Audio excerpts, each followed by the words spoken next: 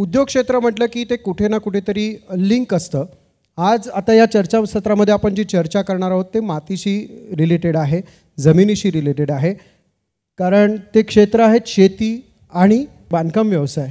तर दोन्ही यांचा जमिनीशी खूप घट्ट संबंध आहे, कारण त्याशिवाय आपल्याला पुढे त्याचा काहीच गोष्टी करता येत नाहीत. केतन जाधवजी, मी तुमच्याकडे प्रथम येतो. तुम्ही संचालक आहात स्काय ॲग्रो ड्रीप इरिगेशन सिस्टमचे. कशा पद्धतीने हा व्यवसाय तुम्हाला सुचला आणि कशा पद्धतीने ते करतायत? आज आमचे जे पार्टनर आहेत माझे योगेश राऊत, ते आणि आम्ही BSc हॉर्टिकल्चरला ॲडमिशन घेतल्यानंतर बरोबर पहिल्या दिवसापासूनच आमची ओळख झाली.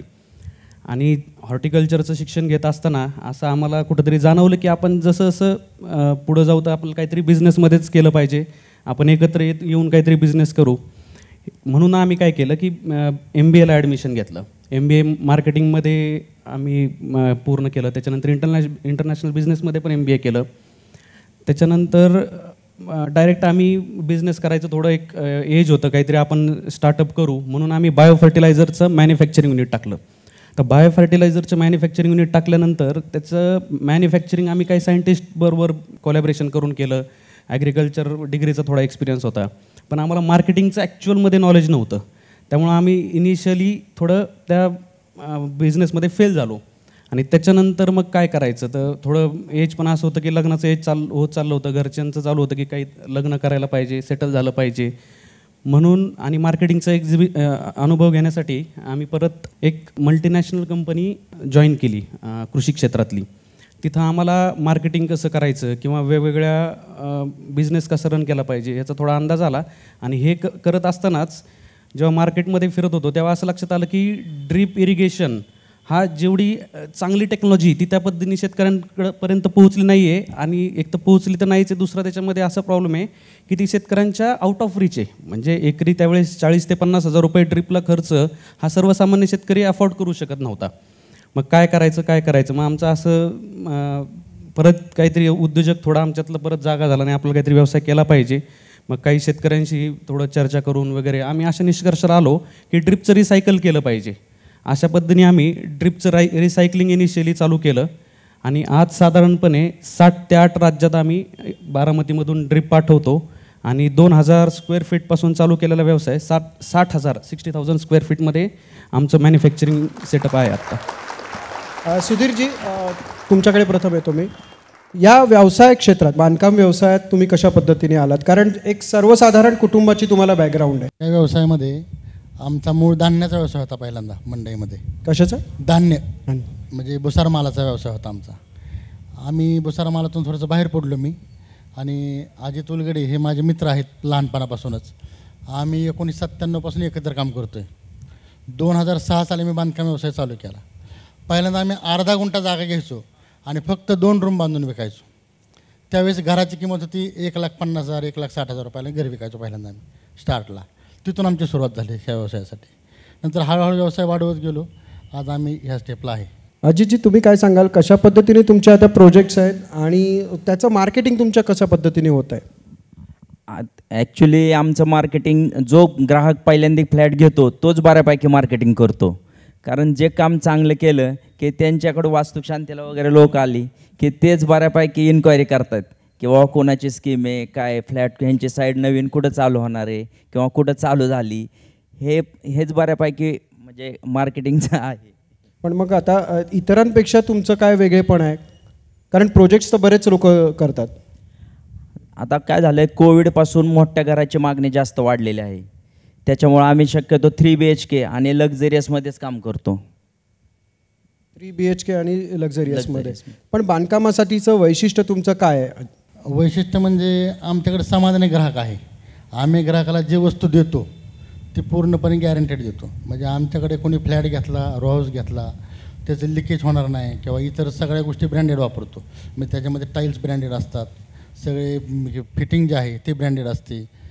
आणि बऱ्यापैकी आम्ही सर्व्हिस प्रोव्हाइड करतो. म्हणजे आफ्टर सर्व्हिस घर एखाद्या माणसाने घेतलं तरी पण आम्ही त्याला 5 वर्ष सर्व्हिस देतो फ्री ऑफ कॉस्ट.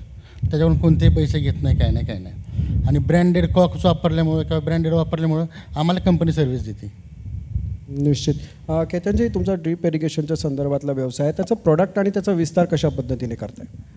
इनिशियली जसं मी सांगितलं की आम्ही फक्त रिसायकलिंगमध्ये एंटर केलं. रिसायकलिंग करत असताना जेव्हा आम्ही हे प्रोडक्ट शेतकऱ्यांना दिलं तेव्हा शेतकऱ्यांना लक्षात आलं की मार्केटमध्ये जे 50,000 रुपयाला प्रोडक्ट मिळते ते आपल्याला 6 ते 7 हजार रुपयात ही कंपनी देते. मग शेतकऱ्यांकडनंच आम्हाला डिमांड अशी चालू झाली की तुम्ही हे जे आमचं रिसायकल करून देताय, म्हणजे आम्ही जुनं ड्रीप घ्यायचो त्याच्यात 2 समस्या केटर व्हायच्या. एक तर पहिली गोष्ट म्हणजे जे ड्रीप प्लास्टिक जे शेतकऱ्याच्या बांधावर पडलेलं असायचं ते आम्ही रिसायकल करायचो, आणि दुसरं म्हणजे शेतकऱ्याचं जे पडलेलं ड्रीप त्याला ते वापरात यायचं. तर त्याचे रिझल्ट चांगले आल्यानंतर शेतकऱ्याकडनं आम्हाला मागणी अशी चालू झाली की आम्हाला काही तुम्ही डायरेक्ट ड्रीप देऊ शकता का, म्हणजे मटेरियल वगैरे तुमचं. तर त्याच्यानंतर आम्ही असे प्रोडक्ट लॉन्च केलं की आम्ही डायरेक्ट मॅन्युफॅक्चरिंग करून शेतकऱ्यांना देऊ लागलो. म्हणजे एक तर आहे त्याला आपण हायड्रोगोल म्हणतो. ड्रीप इरिगेशन सेक्टर हा तसा खूप वास्ट आहे. मग त्याच्यात आम्ही एक प्रोडक्ट ॲड करत गेलो. जसं इनिशियली आत्ता मी सांगितलं की हायड्रोगोल ड्रीप आम्ही मॅन्युफॅक्चर केलं.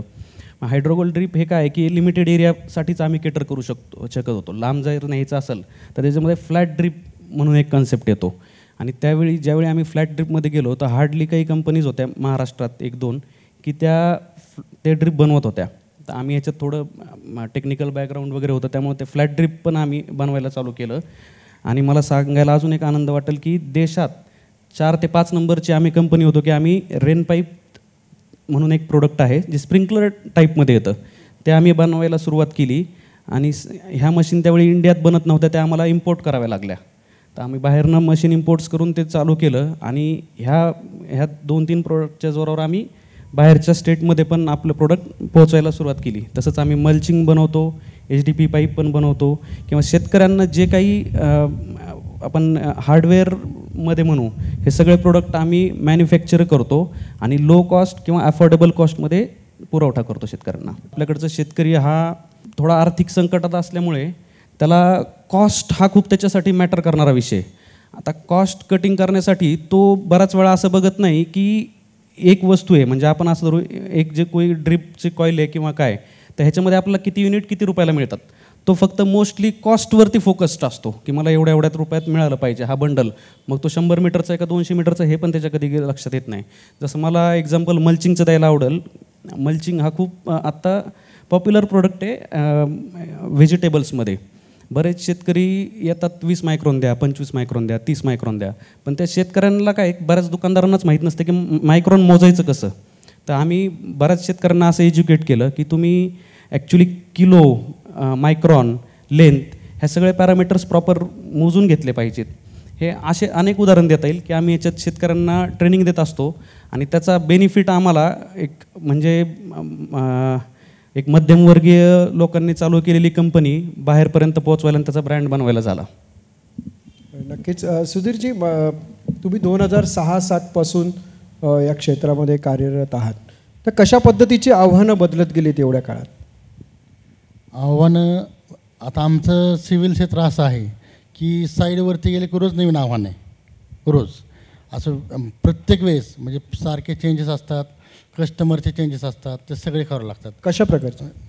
आता कोणाला वास्तूमध्ये पाहिजे असतं, कोणाला काही बदल असतो, फ्लॅटमध्ये करायचा असतो, रोजमध्ये बदल करायचा असतो, ते आव्हान असतात. बँकांचे नियम बदलतात, नेहमी रेराचे नियम बदलतात, प्रत्येक वेळेस अपडेट द्यावं लागतं. रोज आव्हानच आहे आम्हाला. पण मग यावर कशी मात करता? कारण ही तुम्ही मागणी देखील करतायत, म्हणजे सरकारने याकडे लक्ष द्यावं या अनुषंगाने. सरकारनं उलट रेरा कायदा आणून फार चांगलंच केलेलं आहे. ह्याच्यामुळं ग्राहकाची फसवणूक होत नाही आहे कोणत्याच, आणि ग्राहक सेफ झाला ह्याच्यामुळं. आणि आम्हाला पण काम म्हणजे चांगलं काम करणाऱ्या माणसाला काहीच अडचण नाही रेरामध्ये. आम्ही चांगलं काम करतो, त्याच्यामुळं आम्हाला काही प्रॉब्लेम नाही ह्याच्यामध्ये. केतनजी, आता हल्ली बरेच जण कुठला उद्योग नाही म्हणून शेतीकडे वळतात, तर अशा तरुणांसाठी तुम्ही काय सांगाल? सगळ्यात बेसिक म्हणजे आपण टेक्निकल नॉलेज कोणत्याही गोष्टीचं घेतलं पाहिजे. म्हणजे आता बरेच जणांचं असं म्हणणार MBA काय आता 2 वर्ष काय करायचं, झाली डिग्री तर MBA करू. MBA सारखा एकदम बेस्ट आपण म्हणू कोर्स आहे किंवा टेक्निकल जे नॉलेज आहे ते प्रत्येक उद्योजकाने अगोदर घेतलं पाहिजे. सुधीरजी आणि अजितजी, तुम्ही दोघं देखील पार्टनर आहात, एक मैत्री आहे तुमच्यात, त्यामुळे एक महत्त्वाचा विषय असा आहे की पार्टनरशिप किती महत्त्वाची आहे. या व्यवसायामध्ये पार्टनर पाहिजेच. म्हणजे एकटा माणूस बऱ्यापैकी काही बघू शकत नाही एवढं सगळं, आणि व्यवसाय वाढवायचा असेल तर पार्टनर वाढले पाहिजेत, हे निश्चित आहे. निश्चितच. हे तिघही मान्यवर तुम्ही बघितलं की हे साधारण कुटुंबातनं आलेत, म्हणजे नुसतं पैसा आहे म्हणून मी उद्योग सुरू केला किंवा नुसती बुद्धिमत्ता आहे म्हणून मी प्रयोग केले असं नाही आहे. तर त्यांनी या दोघांची सांगड घालत स्वतः यशस्वीरित्या केलेलं आहे. त्याबद्दल तुमचं एकतर पहिली गोष्ट अभिनंदन, आणि आज इकडे आलात, या कार्यक्रमात मार्गदर्शन केलं त्याबद्दल धन्यवाद.